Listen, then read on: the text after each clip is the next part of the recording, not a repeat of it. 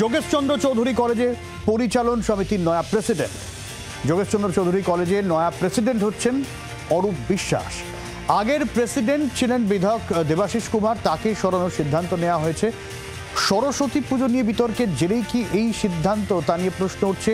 শ্রেয়সী রয়েছেন আমাদের সঙ্গে, শ্রেয়সীর কাছ থেকে আপডেট নেব। শ্রেয়সী, একেবারে দেখো, যোগেশচন্দ্র যে কলেজ রয়েছে সেই কলেজের যে দিবা বিভাগ রয়েছে, দেব যে সেকশন রয়েছে, সেখানকার যে গভর্নিং বডি, সেই গভর্নিং বডির প্রেসিডেন্ট পদে কিন্তু বদল হচ্ছে।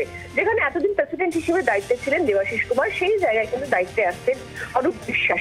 আমরা জানি যে এক্ষেত্রে যোগেশচন্দ্র কলেজের যে পুজো, সেই পুজো ঘিরে যে পরিস্থিতি তৈরি হয়েছিল, এবং তারপরে আমরা দেখেছিলাম শিক্ষামন্ত্রী এবং ওই এলাকার যিনি সাংসদ মালা রায়, তারা দুজনেই পুজোর দিন কলেজে গিয়েছিলেন, এবং কলেজে সেক্ষেত্রে একটা অনেক ক্ষেত্রে দেখা গেছিল সেক্ষেত্রে লয়ের যারা স্টুডেন্টরা রয়েছে তাদের নির্দিষ্ট যে বক্তব্য, এবং সে রীতিমতো ক্ষোভের আকারে তারা সেই বক্তব্য শিক্ষামন্ত্রীর সামনে পেশ করেছিল। সেই সামগ্রিক পরিস্থিতির পরবর্তীকালেই কিন্তু কার্যত এই সিদ্ধান্ত হয়েছে, এবং সেক্ষেত্রে ফলে মনে করা হচ্ছে যে যোগেশের যে সাম্প্রতিক কালে যে ঘটনা ঘটলো তার পরিপ্রেক্ষিতে কি তাহলে এই ক্ষেত্রে এই বদল করা হচ্ছে।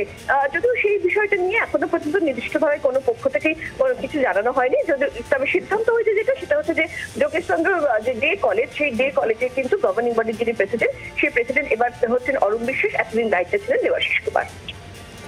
আগে অনেক ধন্যবাদ শ্রেয়সী। দেবাশিস কুমারকে সরিয়ে আপাতত নয়া প্রেসিডেন্ট এই যোগেশচন্দ্র কলেজের অরূপ বিশ্বাস।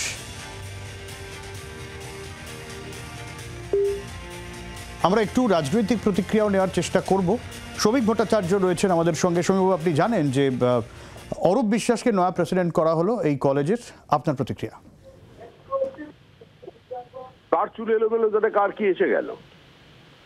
অরূপ বিশ্বাস প্রেসিডেন্ট হোক, কিংবা ডক্টর শশী পাঞ্জা প্রেসিডেন্ট হোক, কিংবা দেবাশিস কুমার সরে যান, এতে কি পশ্চিমবঙ্গের সাধারণ মানুষের জীবনের খুব একটা পরিবর্তন আসবে?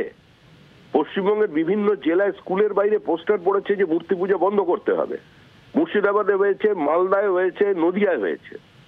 বাংলাদেশে 2 বছর আগে যে সার্কুলার জারি করা হয়েছিল, একই ভাষার সার্কুলার মালদার একটি জায়গায় জারি করা হয়েছে যে যদি প্যান্ডেলে সরস্বতী পুজো করতে হয় তাহলে রাজ্যকে তোমাদেরই পাহারা দিতে হবে, পুলিশ কোনো নিরাপত্তা দিতে পারবে না, এবং নির্দিষ্ট সময়ের মধ্যে মাইক বাজানো বন্ধ করতে হবে। সরস্বতী বিদ্যার দেবী, সরস্বতীটা কোনো ধর্মীয় অনুষ্ঠান বলে কেউ কোনোদিন দেখেনি। স্কুল কলেজে সরস্বতী পুজো হতো। আজকে বোলপুরে সরস্বতী ঠাকুরের পুজো হচ্ছে কোথায়? হেডমাস্টার মশাই বলে দিয়েছেন গেটের বাইরে। এরপরে কোনোদিন বলবেন বাড়ির মধ্যে পুজো করো, যেরকম বাংলাদেশ বা অন্যান্য ইসলামিক কান্ট্রিতে হয়। আর এখানে সরস্বতী পুজো নিয়ে মানুষ যেটা দেখলো মুখ্যমন্ত্রীর কলেজে, সেটা মানুষ বুঝতেই পারছে যে এখানে কাদের রাজত্ব চলছে। এরপরে তো পুজোটাই থাকবে না এখানে। অনেক ধন্যবাদ শ্রমিকবাবু। আর কুণাল ঘোষ এই নিয়ে কি বলেছেন শোনাবো আপনাদের।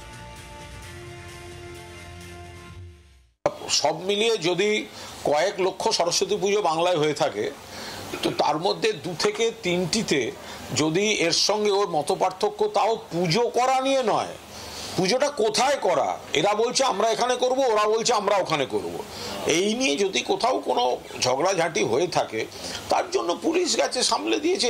ফলে এর সঙ্গে পুজো হতে দেওয়া হচ্ছে না, গেল রব, এগুলো একেবারে তৈরি করা, কৃত্রিম। আমি আবার বলছি, আগে তিল থেকে তাল হতো, এখন শূন্য থেকেই তাল আসছে, ম্যাজিকের মতো হাত ঘুরিয়ে তাল।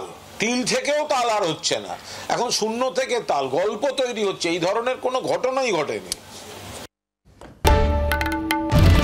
বাংলার আওয়াজ, বাঙালির আবেগ, জি 24 ঘন্টা।